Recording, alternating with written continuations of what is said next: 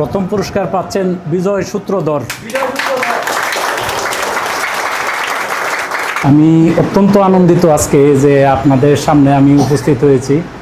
আপনারা একটা প্রতিষ্ঠানের প্রাণ হচ্ছেন, আপনারা যারা ডেডিকেটেড কর্মী। একটা প্রতিষ্ঠানের সবচেয়ে মেইন পার্ট হচ্ছে ডেডিকেটেড কর্মী।